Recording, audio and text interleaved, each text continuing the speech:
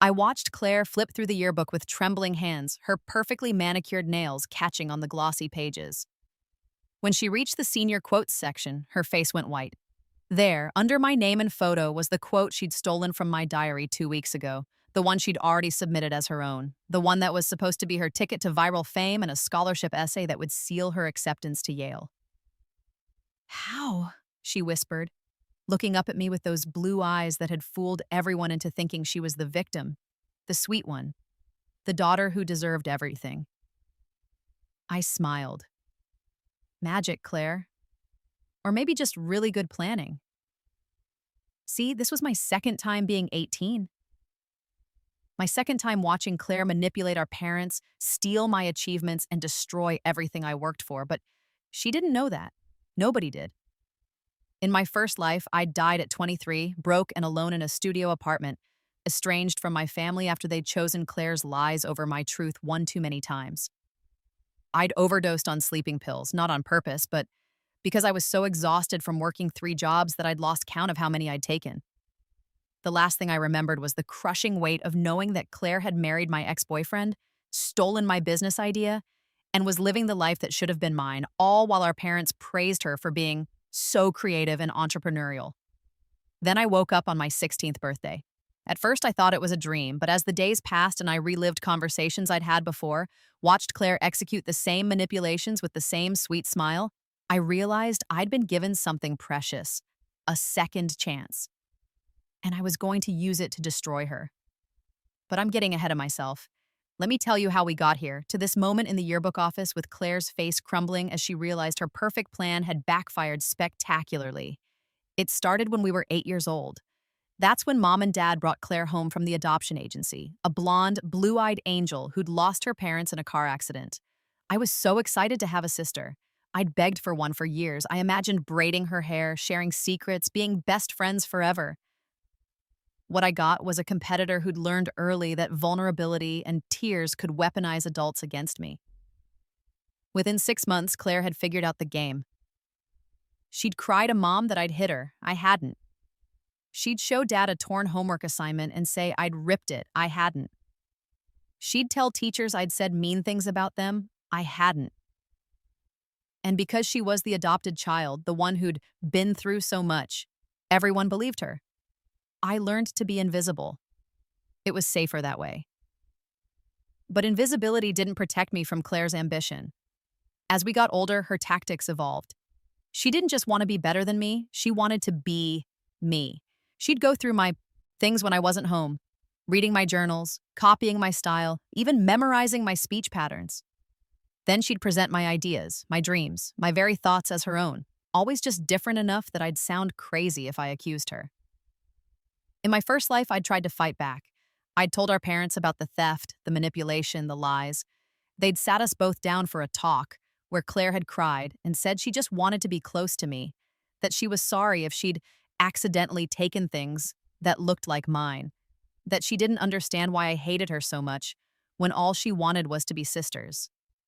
I'd been grounded for a month for bullying. After that, I gave up. I stopped trying to compete, stopped trying to stand out, stopped trying to be anything other than the forgettable daughter who wasn't worth the effort. Claire flourished in the space I'd vacated. She was the star student, the beloved daughter, the one with the bright future. And I watched it all happen again in my second life, but this time, I was watching with the clarity of hindsight and the cold determination of someone who'd already lost everything once. I spent my 16th and 17th years being exactly what everyone expected.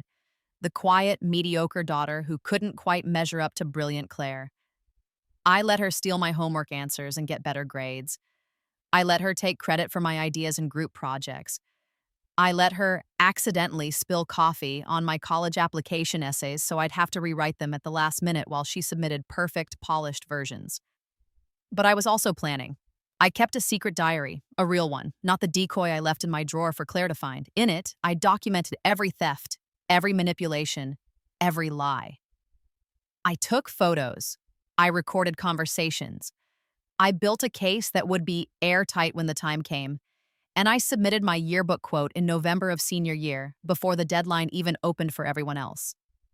I'd volunteered to help Ms. Peterson, the yearbook advisor, organize files, and in exchange, she let me submit early. The quote I chose was from my real diary, the one Claire didn't know existed. "The best revenge is not becoming like the people who hurt you." It was beautiful, profound, and exactly the kind of thing that would go viral on social media, which is exactly why I knew Claire would try to steal it. So I wrote a fake quote in my decoy diary, something equally catchy but different. "She who dares wins." I wrote about how it represented my journey, my struggles, my triumph over adversity. I made it sound like the most important thing in the world to me. Then I waited. 2 weeks before the yearbook deadline for everyone else, I came home to find Claire in my room. She didn't even look guilty anymore. She thought I was too beaten down to care. I watched from the doorway as she photographed pages of my diary with her phone, lingering on the yearbook quote section. "Find what you were looking for?" I asked. She spun around, clutching her phone. Then that sweet smile spread across her face. "Oh, hey, I was just looking for a hair tie. I think you have my favorite scrunchie." "Sure," I said. "Check my bathroom." I walked away, and I didn't let myself smile until I was in the shower with the water running. The trap was set. The next day, Claire submitted her yearbook quote. "She who dares wins." I know because I heard her on the phone with her boyfriend Tyler, my ex-boyfriend from my first life, though in this timeline, I'd made sure we never dated. She was gushing about how meaningful her quote was, how it represented her journey as an adopted child who'd overcome so much trauma, how she was planning to use it as the centerpiece of her college essays. "It's going to be everywhere," she said. "The yearbook, Instagram, TikTok. This is going to define my personal brand." I almost felt sorry for her. Almost. The weeks that followed were torture, but I'd lived through worse. I endured her smug looks at dinner, her casual mentions of my yearbook quote in front of our parents, her performative concern when she asked if I'd remembered to submit mine. "I did," I said. "Back in November, actually." She blinked. "November? But the deadline wasn't until, say, I was helping Ms. Peterson with yearbook stuff. She let me submit early." I watched the wheels turn in her head. She was trying to figure out if this was a problem, but she couldn't see how. After all, she'd stolen what she thought was my quote. We'd have different quotes. There was no issue. Except there was. The yearbooks arrived on a Tuesday. The school always did a big distribution event in the gym, with everyone crowding around tables to grab their copies and immediately flip to their photos and quotes. It was a moment of social currency. Who had the best quote, the best photo, the most likes on their already posted Instagram teasers? Claire had been posting teasers for weeks. She'd done a whole photo shoot around "She who dares wins," styling herself as a warrior princess overcoming adversity. Her Instagram following had tripled. College admissions officers from 3 Ivy League schools had liked her posts. She'd built her entire senior year identity around those 4 words. I stood back as she grabbed her yearbook, watching her flip immediately to the senior section. I saw the exact moment she found my page, saw her face go from excited to confused to horrified in the space of 3 seconds. Because there, under my name, under a photo of me smiling genuinely for the first time in years, was the quote, "She who dares wins."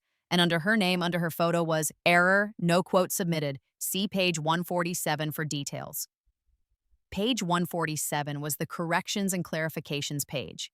It read, "Claire Mitchell's quote submission was flagged for potential plagiarism and removed pending investigation. Students are reminded that yearbook quotes must be original or properly attributed." The gym went quiet. Everyone was looking at their yearbooks, then at Claire, then at me. "You," Claire hissed, shoving her way toward me. "You did this. You set me up."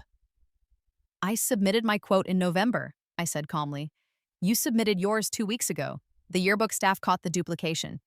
It's not my fault you tried to use the same quote as someone else." "That's my quote. I wrote about it in my diary, in my college essays, on my Instagram." "Actually," Ms. Peterson said, appearing beside us with a folder. "We did some investigation when the duplicate was flagged. We found that Emma's submission was time-stamped November 12th, and yours was time-stamped February 3rd. We also found that Emma's submission included a personal essay explaining the quote's significance to her, detailing her experiences with betrayal and resilience. Your submission was brief. Claire's face was red now. People were taking out their phones, recording. This was going to be everywhere, just like she'd planned, but not the way she'd intended. "She copied me," Claire shouted. "She stole it from my diary." "Then you should have no problem showing us the diary entries," I said. "I have mine. November entries talking about choosing this quote.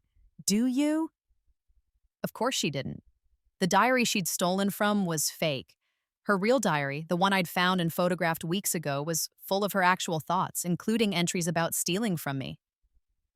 "This is ridiculous," our mother's voice cut through the crowd. She'd come as a chaperone, along with Dad. "Emma, apologize to your sister right now. This has clearly been a misunderstanding." "No," I said. The gym went silent again. "What did you say?" Mom's voice was dangerous. "I said no.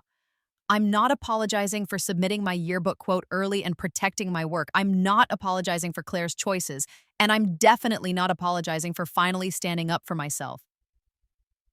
"Emma," Dad's voice was supposed to be stern, but I could hear the uncertainty in it.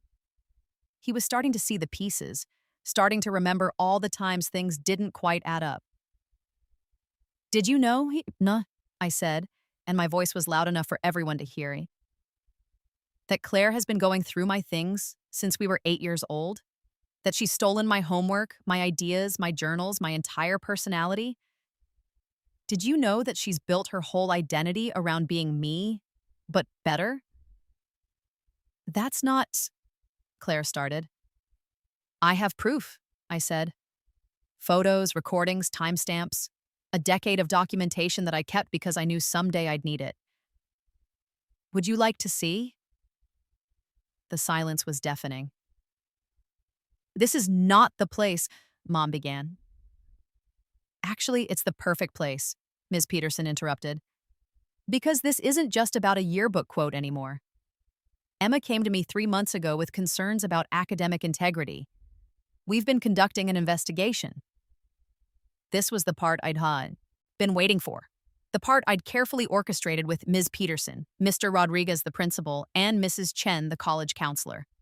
"We found," Ms. Peterson continued, "that over the past 4 years, Claire has submitted multiple assignments that were either copied from Emma's work or plagiarized from other sources. We also found evidence that she's been accessing Emma's computer and files without permission." "That's a lie!" Claire screamed. "I installed a keylogger," I said pleasantly. "After you guessed my password, which you stole from my diary, you accessed my files 127 times over the past 2 years. You copied 17 essays, 23 homework assignments, and my entire college application. You even stole my Common App essay and just changed the names." The crowd was murmuring now, phones out, recording everything. This was going viral, just like Claire had planned. Just not the way she'd wanted. "Emma," Dad said quietly, "is this true?" "Every word. I can prove all of it. I've been building a case for 2 years, and I finally have enough evidence to make sure everyone knows the truth about Claire." Mom looked like she'd been slapped. "Why didn't you come to us?" The laugh that came out of me was bitter. "I did, hundreds of times. And every time you told me I was jealous, that I was being cruel to my poor adopted sister who'd been through so much. You grounded me for bullying her when I told you she was stealing from me. You praised her for achievements that were mine. You chose her over me so many times that I stopped counting." "Sweetie," Mom reached for me. "Don't," I said, stepping back. "I'm done. I submitted all my evidence to the school board, to the colleges Claire applied to, and to the scholarship committees. They'll be conducting their own investigations. But me, I'm done being the forgettable daughter. I'm done being the victim."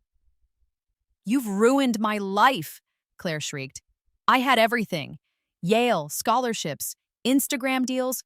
You had nothing," I said coldly. "See? You had what you stole from me, and now everyone knows it." Mr. Rodriguez stepped forward. Claire, we need to have a conversation with you and your parents in my office. Now. As they walked away, Claire crying, mom and dad in shock, the crowd around me erupted. People were asking questions, taking photos, telling me they'd always suspected something was off. Tyler, Claire's boyfriend, came up to me. "Holy shit," he said. "I can't believe I didn't see it. She told me you were the problem." "Most people did," I said. "She's very good at what she does." Did, past tense. He shook his head. "This is insane. Is it true about the college apps?" "Every word." My phone started buzzing. Texts, Instagram notifications, TikTok comments. The videos were already going viral.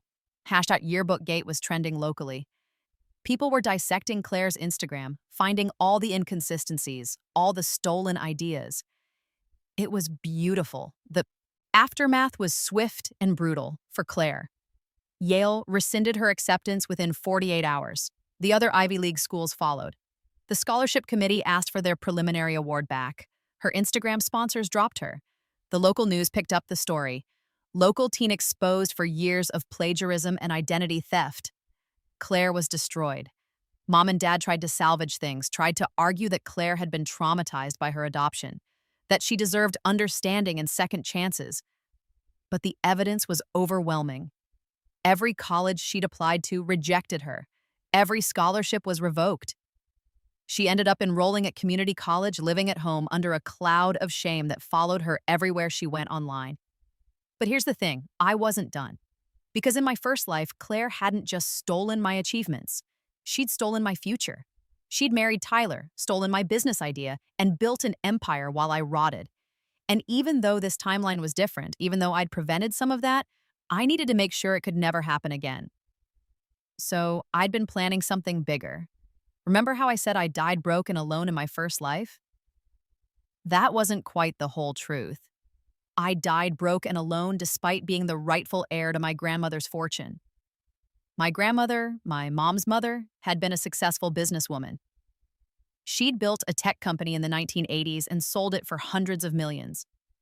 When she died in my first life, her will left everything to her descendants equally. But Claire had gotten to the lawyers first, had presented forged documents showing that she'd been in contact with Grandma, that they'd had a special relationship, that Grandma had wanted her to inherit everything. It was all lies. But by the time I tried to fight it, I was too broke to afford a lawyer, too exhausted to keep battling, too broken to care. In this timeline, Grandma was still alive, 78 years old and sharp as a tack, and I'd been visiting her every week for 2 years. See, one of the things I'd forgotten in my first life was that Grandma had never liked Claire. She'd seen through the act immediately, had tried to warn Mom, but Mom had accused her of being cruel to an orphan. They'd had a falling out, and I'd been too caught up in my own misery to maintain the relationship. This time, I'd made sure to stay close. I'd told Grandma everything, not about the rebirth, but about Claire's theft, about the family dynamics, about feeling invisible. And Grandma, brilliant woman that she was, had helped me plan. The keylogger? Her idea. The early yearbook submission? Her suggestion.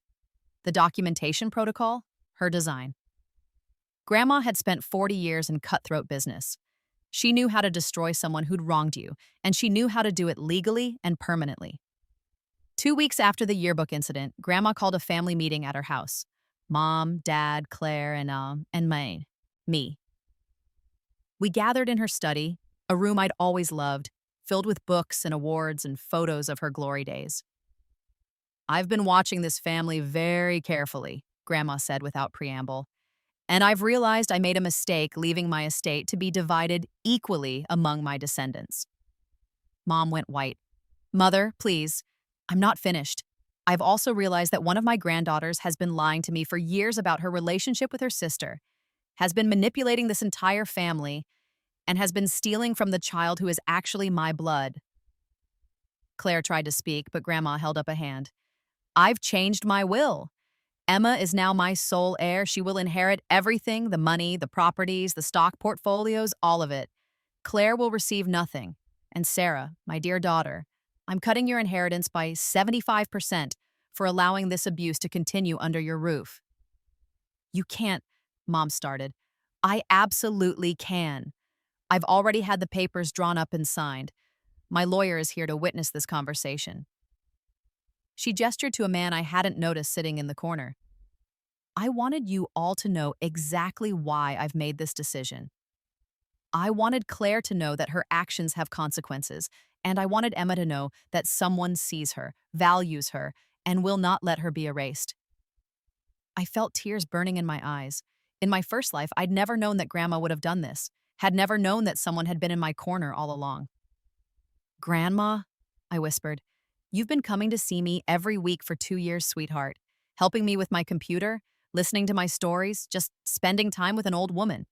Not because you wanted something, but because you cared. That's worth more than all the money in the world. But you're getting the money too, because I'll be damned if I let that little thief profit from her cruelty. Claire was crying now. Real tears for once, not manipulative ones. Please, Grandma, I didn't mean… Yes, you did. Every single time you meant it. You made calculated choices to harm your sister for your own gain. And now you'll live with the consequences. I'm your mother, Mom said, her voice shaking.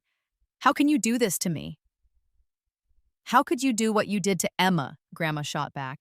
Your own daughter, Sarah. Your own flesh and blood. And you chose a stranger over her, again and again. You enabled abuse because it was easier than standing up to a crying child. Well, congratulations. You've lost a daughter's trust and most of your inheritance. I hope Claire was worth it. The meeting ended shortly after. Claire and Mom were both crying. Dad looked shell-shocked. I was numb. As we walked to our cars, Dad pulled me aside. Emma, he said quietly, I need to apologize. Dad, no, let me say this. I've been a coward. I saw what was happening, saw the imbalance, but I told myself I was imagining things. It was easier to keep the peace than to rock the boat. And you suffered because of my cowardice. I'm so sorry. I know, I said. Because I did. Dad had never been cruel, just weak. But sorry doesn't fix the past 16 years. I know it doesn't, but I'm going to spend the rest of my life making it up to you if you'll let me.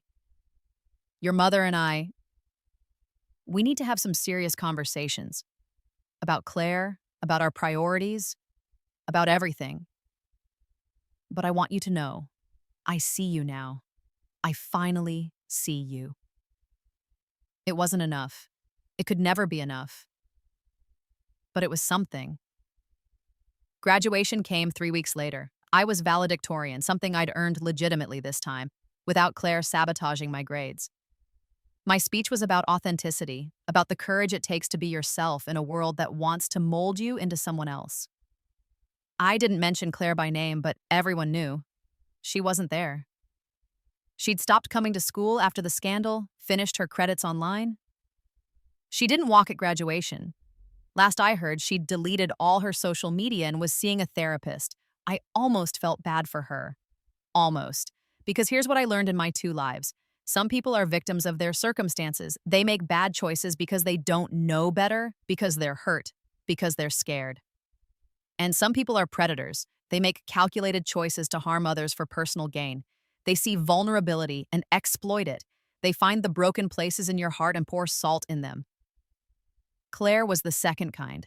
Her adoption trauma was real, but it didn't excuse a decade of calculated cruelty. It didn't justify stealing my identity, my achievements, my entire sense of self. I could forgive her for being hurt. I couldn't forgive her for choosing to hurt me. Tyler came up to me after the ceremony. Hey, valedictorian, impressive speech. Thanks. I'd kept things cordial with him, but distant. He was still reeling from his breakup with Claire, still processing everything he'd learned. I know this is weird timing, he said, but I wanted to say, I'm sorry for dating her, for believing her lies about you, for not seeing what was right in front of me. You deserved better. Yeah, I said, I did. Is there any chance, could we maybe start over? Get to know each other without all the drama? I looked at him, really looked at him. In my first life, I'd loved him desperately. He'd been my escape from my terrible family, my hope for a better future. And then Claire had taken him, and I'd lost everything. But in this life, I didn't need him. I had myself. I had Grandma. I had a future that was mine, built on my own achievements, funded by an inheritance that no one could steal. I don't think so, I said gently. Not because I hate you, but because I don't need you. And that's a better feeling than love ever was. He looked sad but nodded. I get it. You deserve someone who saw you from the start. I deserve someone who sees me now, corrected. And right now, that someone is me. College was everything I dreamed it could be. I went to MIT, my first choice in both lives, but in my first life, Claire had sabotaged my application, and I'd ended up at a state school. I studied computer science and business, using Grandma's money to fund not just my education, but a startup I'd been planning since my rebirth. See, in my first life, Claire had stolen my business idea, an app that connected freelance workers with short-term gigs, specifically targeting students and working mothers. She'd seen my business plan, I'd stupidly left it in my room, and had launched it with her new husband's money. It had made her a multimillionaire. In this life, I launched it myself, sophomore year of college. I called it Flexwork, and I built it with the lessons I'd learned from watching Claire run my stolen idea into the ground in my first life. I knew what mistakes to avoid, what features users actually wanted, how to market to my target demographic. It was profitable within 6 months. Within 2 years, it was valued at $50 million.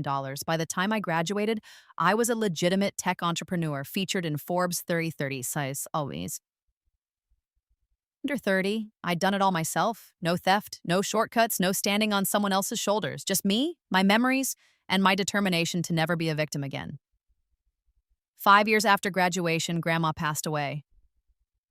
She was 83, and she went peacefully in her sleep after a full, rich life. At her funeral, I stood up to give the eulogy. My grandmother taught me that the best revenge isn't becoming like the people who hurt you, I said, looking out at the crowd. Mom was there, older and grayer. Dad, too, holding her hand. Claire was in the back, almost unrecognizable, working as a barista at a coffee shop and still living at home. She taught me that the best revenge is building a life so good, so authentic, so completely yours that the people who tried to destroy you become irrelevant. I saw Claire flinch. Grandma saw me when no one else did. She gave me the tools to save myself. And she taught me that sometimes the people who are supposed to love you will choose comfort over courage, peace over justice. But that doesn't mean you have to accept their choice. You can choose yourself. After the funeral, Claire approached me. We hadn't spoken in 5 years. I'm sorry, she said. Her voice was small, broken. For everything. I know it doesn't change anything, but I'm sorry. I looked at her, really looked at her. The golden girl was gone. In her place was a woman in her early 20s who'd squandered every advantage, burned every bridge, and lost everything that mattered. I know you are, I said. But sorry doesn't give me back the childhood you stole. It doesn't undo the years of abuse. It doesn't erase the fact that you chose again and again to hurt me. I know, I needed you to know that I see it now, what I did, what I was. Good, I said. Live with that. Let it make you better if you can. But don't expect me to absolve you. That's not my job. What is your job? She asked quietly. To live well, I said. To be happy. To build the life I was meant to have. You're not part of that life, Claire. You never will be. I walked away and didn't look back. Now, at 28, I'm the CEO of Flexwork, which is valued at over $200 million. I live in a penthouse in San Francisco, drive a Tesla, and travel the world speaking at conferences about entrepreneurship and overcoming adversity. I'm dating a wonderful woman named Sarah, who's a surgeon at UCSF. She's brilliant, kind, and completely uninterested in competing with me. We support each other, celebrate each other, and build each other up. It's everything I never had growing up. Mom and Dad and I have a cordial relationship now. They apologized repeatedly, and they've tried to make amends. We have dinner once a month, and it's fine. Not close, not what it should have been, but fine. I've accepted that some damage can't be fully repaired. but at least they see me now. Claire is still working at that coffee shop.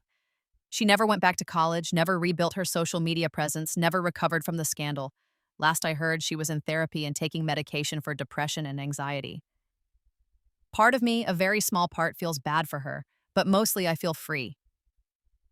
Because here's the truth about revenge. It's not about destroying someone else. It's about refusing to let them destroy you. It's about taking back your power, your narrative, your life. Claire tried to erase me, to steal my identity and my future. And in my first life, she succeeded. But in this life, I erased her instead. Not by hurting her. I never laid a hand on her, never spread lies about her, never sabotaged her the way she sabotaged me. I erased her by simply refusing to be invisible anymore, by standing up, speaking out, and proving that I was more than the forgettable daughter she wanted me to be. And that's the most satisfying revenge of all. Sometimes late at night, I think about that yearbook, the one that started it all, the one where my quote appeared under my name and Claire's was flagged for plagiarism. It sits on my bookshelf now, a reminder of the moment everything changed. The best revenge is not becoming like the people who hurt you.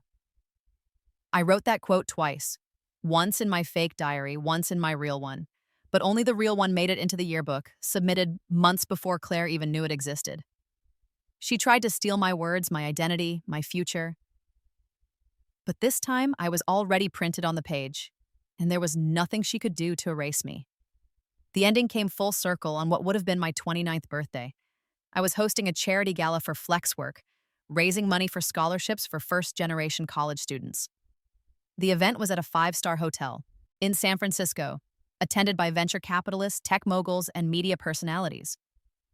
I wore a custom Versace gown and felt like the woman I was always meant to be. Halfway through the evening, I was giving a speech about second chances and redemption when I saw her at the back of the room, Claire in a waitress uniform carrying a tray of champagne glasses. She'd gotten a catering gig for the event, not knowing it was mine. Our eyes met across the crowded ballroom.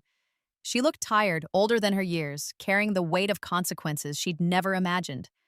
I looked radiant, successful, surrounded by people who valued me for exactly who I was.